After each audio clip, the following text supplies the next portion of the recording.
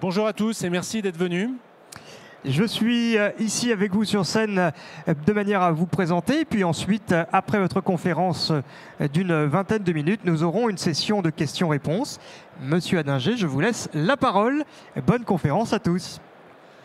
Merci. Alors merci à tous d'être venus. En plus pour cette session un peu surprise puisqu'on a eu un petit problème d'affichage. Donc on va parler. En fait, il y aura 3 sessions, une aujourd'hui, une demain et une jeudi. Aujourd'hui, je vais vous partager la partie de culture de la sécurité que nous avons au sein d'AWS et comment nous aidons nos différents clients à adopter tout ou partie de cette culture pour progresser en sécurité. Demain et après-demain, on parlera de Nitro, toute la technologie de confidential computing que nous mettons chez AWS, et nous parlerons bien sûr aussi d'IA générative et de sécurité autour de tout ça. Mais là, aujourd'hui, on va vraiment parler de cette conjonction entre la sécurité qui implique bien sûr la technologie, mais surtout les hommes et les femmes, et la culture et les processus qui vont avec. Alors, en termes de culture de sécurité, moi je vais vraiment insister aujourd'hui sur comment créer une culture de sécurité au sein de l'entreprise tout entière, et non pas parler de la culture de l'équipe sécurité, ce qui est aussi quelque chose d'intéressant, mais quelque chose de complètement différent. Et comment finalement faire grandir les organisations pour justement adopter cette culture de la sécurité à tous les niveaux dans l'entreprise. Et avec un témoignage de comment ça se passe au sein du groupe Amazon, et en plus en particulier comment ça se passe au sein d'Amazon Web Services, donc d'AWS. Alors ceux qui se reconnaissent là-dedans, on va dire qu'il y a plusieurs étapes de maturité, notamment on voit aussi avec beaucoup de startups ou beaucoup d'équipes où des fois la sécurité ça démarre par allez, c'est une personne dans l'équipe informatique qui s'occupe de la sécurité, spécialiste, pas spécialiste, peu importe, et puis qui va être surtout en mode réactif par rapport à différentes questions, différents problèmes. Et souvent face à des challenges, de ne pas avoir forcément les bonnes ressources ou d'avoir envie de dire non en termes de sécurité, mais quand même envie de dire oui en termes de business. Ensuite, ça va être une équipe sécurité qui va grossir bien sûr, mais toujours avec ce risque qui est d'être la sécurité est gérée par l'équipe sécurité, et puis finalement les autres équipes s'en occupent pas du tout. Ça marche jusqu'à un certain point, mais au bout d'un certain niveau, ça ne fonctionne plus. Et ce qu'on va viser, c'est vraiment d'avoir cette culture de la sécurité au niveau des équipes business. Quelque part, les équipes sécurité n'étant plus que des sponsors, des coachs, des consultants. J'exagère un petit peu, mais en fait, c'est cette image mentale qui vont aider les business à faire des choix par rapport à des risques de sécurité et des choix d'implémentation. Et au final, pour arriver à l'athlète, où c'est vraiment l'intégralité de l'organisation qui intègre tous ces éléments de sécurité. Alors c'est sympa de le dire comme ça, mais ça ne va pas se faire tout seul. Et il y a un deuxième effet qui apparaît aussi, c'est, vous reconnaîtrez, je pense aussi ici, là, en bleu à gauche, vous avez l'armada des équipes des équipes produits, services, qui vont développer, et vous avez à droite les équipes sécurité et qui vont quelque part aussi avoir leur mot à dire, éventuellement filtrer ce qui va sortir. Quand je dis ça, c'est exactement comme ça que ça se passe chez AWS. Aucun service AWS ne sort sans avoir été au préalable validé par les équipes sécurité et conformité. Ça peut paraître un peu extrême, mais il en va justement du niveau de sécurité d'AWS. Donc, d'un côté, les équipes de sécurité ont droit de vie et de mort sur tous les services. Ça veut dire que tous les services doivent avoir été tamponnés, validés, audités, et ainsi de suite. Donc, ça veut dire qu'il faut quand même du monde dans cette équipe sécurité. Et ce qui arrive, bien sûr, c'est que les équipes services, elles grossissent. Et je vais vous faire une confidence, on n'arrive pas à faire grossir les équipes sécurité suffisamment vite. Pour plein de raisons. Mais déjà, recruter, c'est compliqué. Et en fait, ce qu'on veut absolument éviter, c'est qu'au bout d'un moment, il y a un phénomène de débordement qui fait que finalement, il y a des produits qui passent complètement à travers. Parce que et pas par mauvaise volonté, mais juste parce que les équipes sécurité et conformité n'ont plus la bande passante pour absorber tout ce qui sort. Et c'est encore plus vrai avec du DevOps, avec du microservice, avec tous ces éléments-là. Donc ce modèle de gardien du temple, de gatekeeper, comme on dit, il ne scale plus. Donc ce que nous mettons en place, en fait, ça repose sur quatre grands piliers. Je vais les passer vraiment les uns après les autres. Vous voyez, c'est un peu comme une recette et un témoignage, là encore, de la façon dont nous créons quelque part cette ubiquité de la sécurité. On va commencer par le support exécutif. J'enfonce une porte ouverte, mais c'est absolument essentiel que la sécurité soit d'abord incarnée au plus haut de l'entreprise. Ce sont des recettes de change management ou d'organisation assez classiques, mais c'est important. Et si vous avez besoin comment dire, de sensibiliser votre comité de direction, alors appelez-nous, mais je pense qu'il y a aussi des cabinets, des consultants qui peuvent vous aider, mais c'est essentiel. Ici, vous avez Matt Garman, qui est le CEO d'AWS. Il a toujours, et tous les CEO précédents ont toujours été extrêmement clairs. La première priorité pour AWS, c'est la sécurité. En numéro 1, sécurité. En numéro 2, durabilité. C'est-à-dire ne pas perdre les données des clients suite à un incident. Et seulement en numéro 3, la disponibilité des services. Ça peut surprendre de se dire la disponibilité n'est pas la priorité. On préfère avoir un service sécurisé indisponible plutôt qu'un service disponible mais non sécurisé. Et c'est un choix qui est volontaire et qui est délibéré. Parmi ces 3 critères, il y en a d'autres, mais parmi ces 3 critères, moi j'invite chaque entreprise et chaque comité de direction aussi à être clair à l'avance. Vous les triez comment en fait? Parce que ce n'est pas au moment d'une crise cyber que vous allez faire ce choix. Il faut qu'il soit défini et assumé avant. Alors, je vous dirais de manière un peu taquine, c'est un peu bizarre de mettre la disponibilité en numéro 3, mais en même temps, chez AWS, on a des scores de disponibilité qui sont excellents. Donc je vous laisse imaginer la sécurité aussi au passage. Mais voilà, donc tout commence par là. Et il y a un deuxième élément culturel qui vient aussi de tout en haut, qui est d'éviter la culture du non. Je vais volontairement caricaturer l'équipe de sécurité que personne ne veut avoir, qui est une équipe qui dira non à tout et qui rend finalement les choses extrêmement difficiles, impossibles. Alors, je ne vais pas dire non plus que la sécurité va dire oui à tout et n'importe quoi, parce qu'elle ne servirait plus à rien. Donc la sécurité a quand même toujours, et chez AWS, a toujours ce pouvoir, comme je l'ai dit, ce droit de veto. Mais c'est aussi cette culture de dire, c'est un échec quand quelqu'un de la sécurité de dire non. Leur boulot, c'est de dire oui. Mais si c'est de dire oui mais, ou c'est de dire oui et, en tout cas, c'est pas de dire non, mais c'est de proposer une façon différente de faire les choses. Et le plus en amont possible, bien sûr. Mais donc, c'est aussi, et on le fait sous forme de gimmick, hein, si quelqu'un dit non, c'est pas carton jaune, mais presque en fait. Si quelqu'un de sécurité dit non, ça va pas. Non, la réponse que j'attends, c'est oui. Oui, mais différemment.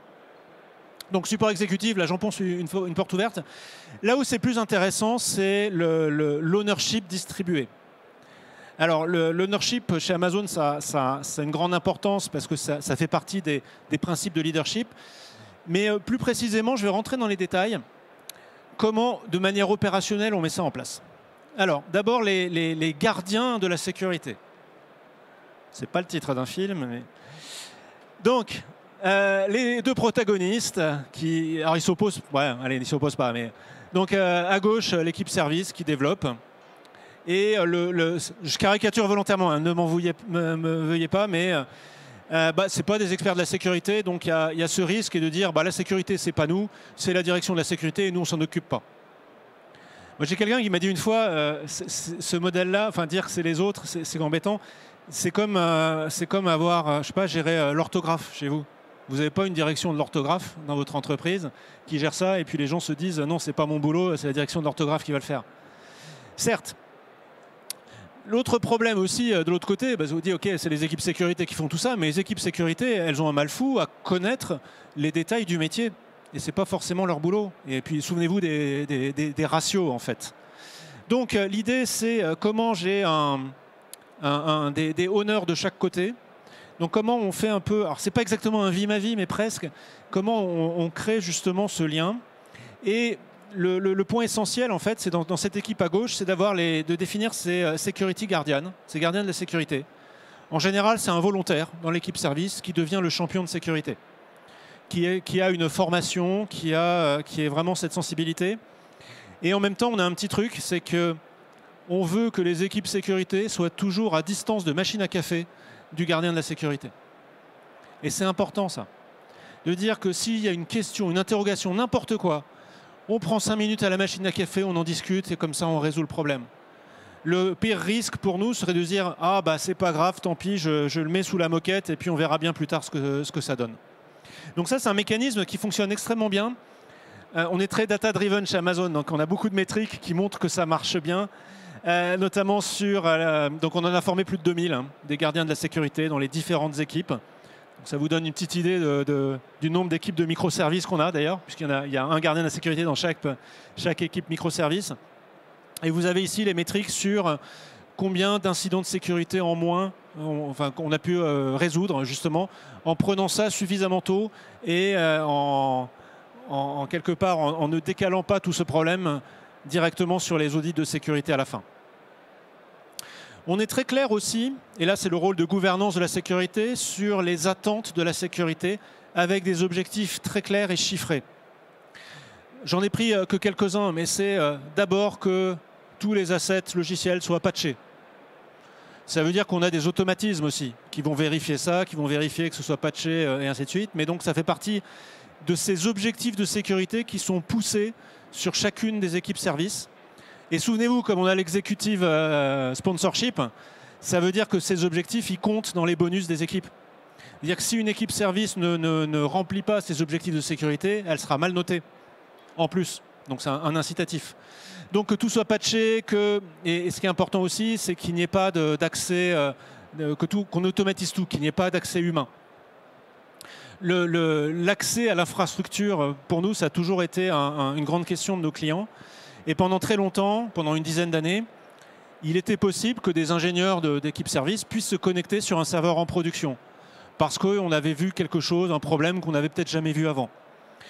Alors tout ça a été logué, bien sûr, et vérifié, mais ça restait un grand problème. Pendant des années, on a mis comme objectif aux équipes de réduire de 80% tous les ans ces accès manuels aux machines de production. Moins 80%. Ce qui est beaucoup comme objectif. Pourquoi? Parce que quand on met un objectif de moins 80%, on est obligé d'automatiser. Alors que si on mettait un objectif que juste de moins 10 ou moins 20%, ben ça c'est facile. Vous ne changez pas le process, vous vous connectez moins souvent. On peut tordre le process dans tous les sens. Et en fait, jusqu'à l'introduction de Nitro, alors ça ce sera une session demain ou après-demain, où en fait on a même finalement interdit techniquement l'accès aux machines en production. Donc là, cet objectif-là, il est tombé, puisque là, on a fait moins 100% en une année, puisque ça devient quelque chose qui n'est plus possible. Et puis beaucoup d'autres objectifs aussi sur les credentials. Donc là, on était en amont. On définit les objectifs globalement pour toutes les équipes services. Maintenant, en aval, il y a des problèmes. Bien sûr que les problèmes, ça arrive tout le temps. Et une erreur humaine ou quoi que ce soit. Il y a un vieil adage en management qui dit que faire une erreur, c'est humain et c'est normal. Par contre, ce qui n'est pas tolérable, c'est de faire 2 fois la même erreur. Donc ça veut dire le mécanisme d'apprentissage. Alors chez nous, ça s'appelle le COE, le COE, Correction of Error. Dès qu'il y a un problème, que ce soit dans une équipe de 5 personnes ou dans la production de tout Amazon, peu importe, on va mettre en place ce mécanisme, ce processus. Et en fait, on va définir déjà une personne nommément désignée avec un calendrier. Et cette personne doit rédiger un document, un email en fait, qui va être envoyé et largement partagé pour en faire l'apprentissage. Le format, il est très simple. La première partie, c'est le diagnostic. Qu'est-ce qui s'est passé? Avec des métriques, des timelines, des graphiques, ainsi de suite. Donc alors, c'est pas sur le moment, hein, c'est 2 semaines, 3 semaines après, on fait ça. Donc on revient, qu'est-ce qui s'est passé en détail? Deuxième étape, quelle est la root cause, la cause racine? Alors il y a une méthodologie magique que je vous invite à utiliser. Vous posez 5 fois la question pourquoi.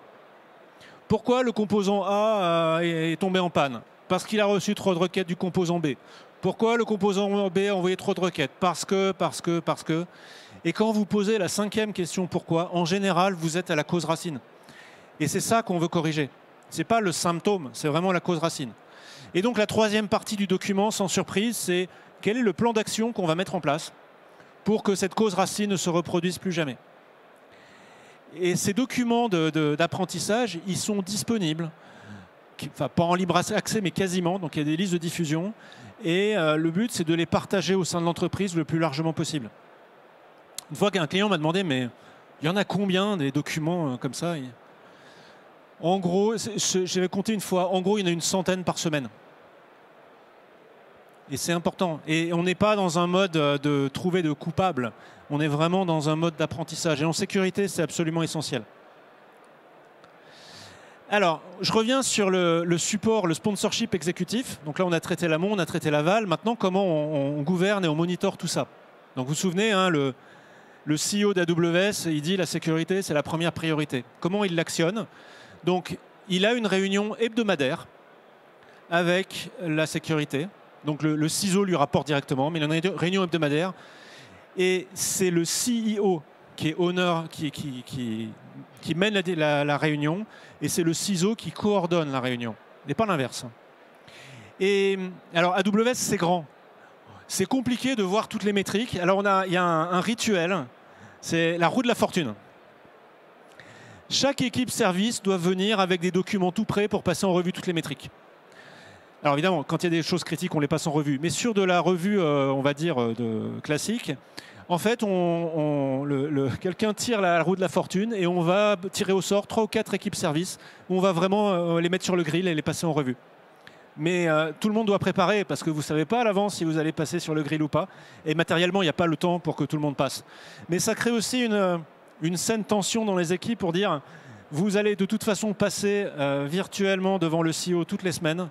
Donc il faut que vous ayez les métriques, les explications, enfin que vous soyez capable d'expliquer tout ce qui s'est passé et toutes les actions que vous allez mettre en place.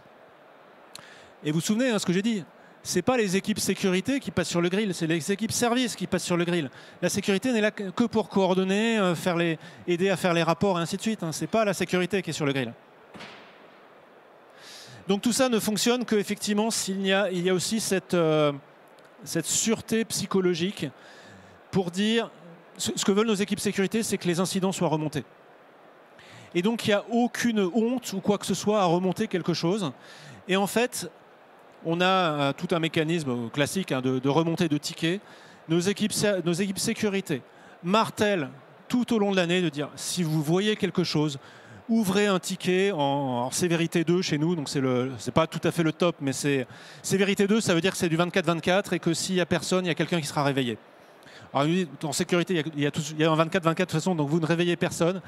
Mais il y a cette injonction de dire, vous avez un doute, ouvrez immédiatement un ticket en sévérité 2.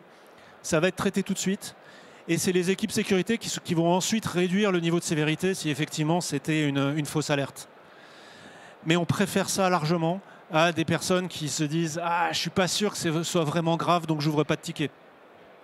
Si ça vous intéresse, il y a une vidéo sur YouTube qui a été présentée à re:Invent qui revient sur 2021, Log4Shell, donc la vulnérabilité Log4j. Ça a commencé en interne par un ticket d'une personne des équipes qui dit tiens, j'ai vu ça sur Twitter, si c'est vrai, ça craint. En gros, c'était ça le ticket. Et après, effectivement, ça a été analysé, dire oups, c'est vraiment quelque chose qui craint, et donc ensuite, ça a été créé. Mais on veut avoir ces signaux faibles, les équipes sécurité veulent avoir ces signaux faibles dès le début. Et puis, il y a un aspect, j'ai terminé par là, qui est peut-être un peu surprenant, mais c'est la formation et la communication. En fait, on s'est rendu compte qu'avoir une communication anxiogène sur la sécurité, c'était contre-productif. Ça fait peur, et ça génère un peu ce sentiment de dire, quand les personnes qui ne connaissent pas, de dire, finalement, j'y comprends rien, c'est pas pour moi, c'est les équipes sécurité qui vont gérer. Et donc, alors ça commence par l'imagerie classique, hein.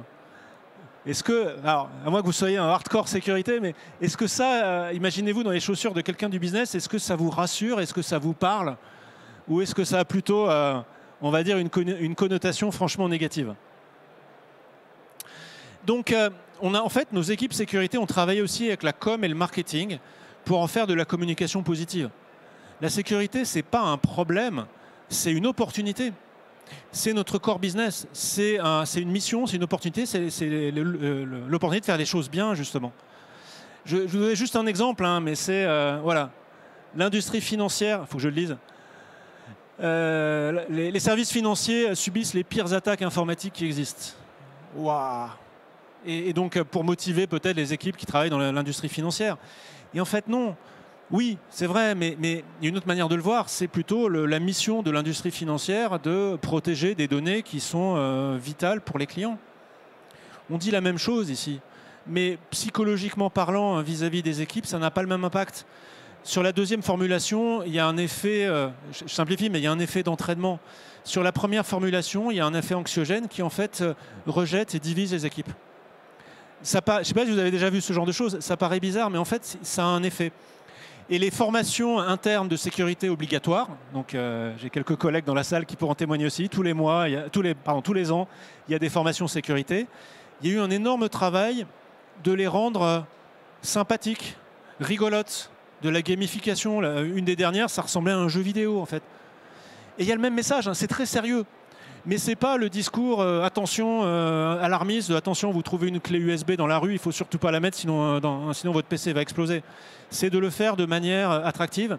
Et je suis sûr qu'il y a plein d'équipes qui montrent plein d'études qui montrent que ça a un effet de mémorisation et d'appropriation par les équipes qui est bien supérieur. Alors on a regardé beaucoup de choses, hein. Donc le support exécutif, toute cette notion d'ownership et les mécanismes pour aller diffuser cette culture de sécurité dans les équipes. On a parlé de sûreté, de cette idée de si vous voyez quelque chose, escaladez et ouvrez un ticket, ne restreignez pas. Et enfin, cet aspect de communication. Merci à tous, j'espère que c'était intéressant. On a encore un petit peu de temps pour des questions.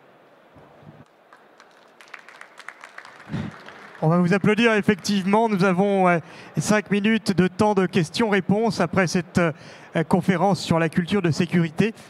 Si vous souhaitez prendre la parole, n'hésitez pas à lever la main et je viens vous porter le micro. Oui ? Vous êtes pile devant le spot. Ah oui, c'est pour... Bonjour. Bonjour. Est-ce que vous avez eu de la réticence auprès de vos équipes produits lorsque vous avez dit vous êtes responsable de la sécurité? Et si oui, comment vous avez fait derrière pour vraiment les mettre dedans? Alors, vous avez parlé de gamification, par exemple. Ouais. Est-ce que vous avez d'autres leviers, on va dire, entre guillemets, qui vous permettent de les faire mieux travailler là-dessus? Ouais, très, très bonne question. Il n'y a pas de formule magique, mais c'est vraiment une conjonction de différentes choses. Donc, à commencer par, comme je disais, ce support, ce sponsorship exécutif, de dire que c'est important. Bon, mais dire que c'est important, ça ne dit pas comment le faire. Ce qu'on voit, mais même donc dans nos bureaux parisiens, c'est pareil, on a les équipes sécurité qui sont pareil, à une distance de machine à café, parce que c'est de l'humain aussi. Donc ça aide également à dédramatiser ces différentes choses, enfin c'est tous ces aspects. Et je dirais le troisième, le plus important, que j'ai essayé de transcrire ici, c'est cette culture de dire oui plutôt que de dire non. Et c'est dur, mais ça veut dire que nos équipes sécurité sont missionnées sur le fait de trouver des solutions. Et dire non, c'est un échec, en fait. Alors, c'est beaucoup de travail pour arriver là. Ça ne se fait pas en une nuit, mais c'est intéressant d'avoir ça en ligne de mire dans la mise en place de cette organisation. Y a-t-il une autre question?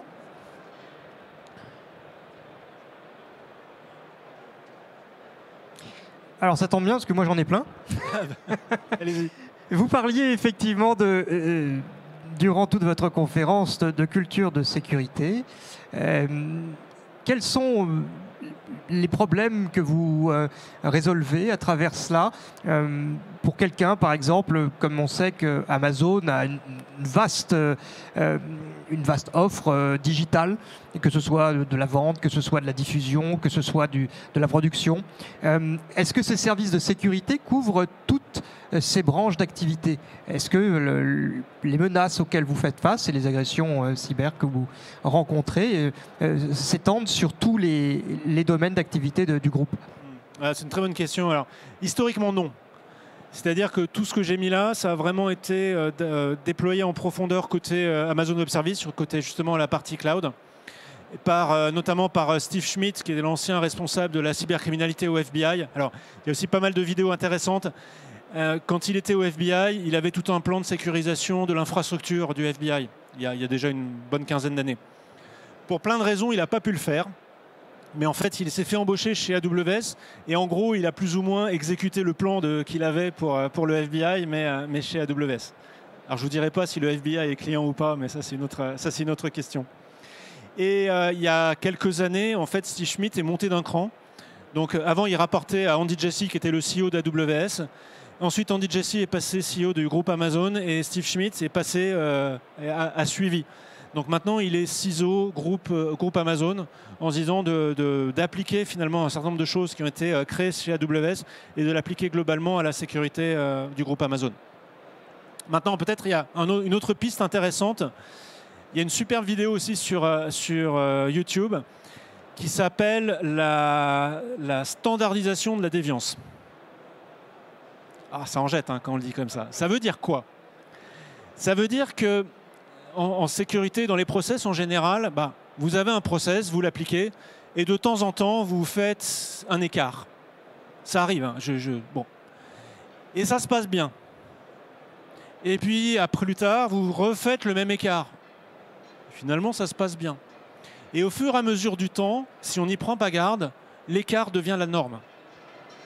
Et ça, c'est potentiellement catastrophique. Donc ça veut dire deux choses. Soit il ne faut surtout pas faire cet écart-là, et il faut lutter contre ça. Soit c'est justifié, mais dans ce cas-là, c'est la norme qui n'est pas bonne, et il faut faire évoluer la norme. Mais rester dans cette situation où on fait des écarts, et ça se passe bien, mais on n'est pas très sûr que c'est la bonne manière de le faire ou pas, ça c'est catastrophique. Et donc c'est Eric Brandwein, qui est un de nos gourous sécurité, qui fait cette vidéo, et qui fait un parallèle au début de la vidéo sur enfin c'est tragique, sur un crash d'un jet privé aux États-Unis il y a quelques années, et qui s'appliquait. Si je résume, ce sont des pilotes qui ne faisaient plus la checklist depuis des années, et l'erreur est humaine, ils ont fait une erreur, et ça s'est fini par 9 morts par l'avion qui n'a pas décollé, qui s'est écrasé en fin de piste. Donc c'est pas si théorique que ça, et cette idée de lutter contre la standardisation de la déviance, elle est aussi absolument clé dans cette application de la sécurité. Je vous remercie. Avez-vous une autre question? Oui. Donc, bonjour, vous avez formé 2000 collaborateurs à la sécurité. Est-ce que vous faites profiter de ces formations à l'extérieur? Oui, alors je vais être plus précis. Nous avons formé tout le monde à la sécurité. Les personnes qu'on a formées, c'est les gardiens de la sécurité, les champions qui sont plus finalement sur comment appliquer au quotidien. Et sur votre question, oui, nous avons d'ailleurs publié, alors je ne connais plus les détails, mais nous avons publié beaucoup de supports en fait, de formation sur la cybersécurité, la sécurité en général, qui ne sont pas propres à Amazon d'ailleurs, et qu'on serait ravis de partager. Parce que si on peut faire progresser la sécurité aussi chez nos clients, ça en fait partie. Il n'y a que des professionnels de la sécurité ici. J'ai de temps en temps des clients qui se disent « je vais acheter une technologie fabuleuse, AWS ou une autre, et ça va me résoudre mes problèmes de sécurité ». Non, non. People, process, technologie, et en gros c'est un tiers, un tiers, un tiers. Avec certaines technologies, on peut peut-être pousser la technologie de 33 à 40%, mais pas plus. Ouais, ça reste de l'humain, ça reste des process, donc il faut vraiment traiter cet ensemble. Et y a-t-il une autre question, une demande de précision peut-être à l'intérieur de ce vaste sujet? Bon, sinon, je resterai avec mes collègues 10 minutes devant l'entrée, hein, si vous avez des questions plus précises. Je serai très heureux. Je vous rappelle d'ailleurs que cette conférence ainsi que toutes les autres sont filmées au sein du Tech Lab et qu'elles seront accessibles un mois à peu près à la fin du InCyber Forum sur le site internet, sur la page web, sur la page YouTube du InCyber Forum où, eh bien, section par section, vous trouverez les intervenants et leurs conférences. Je vous remercie de votre présence. Merci Monsieur Adinger. On vous retrouve demain et dans 2 jours.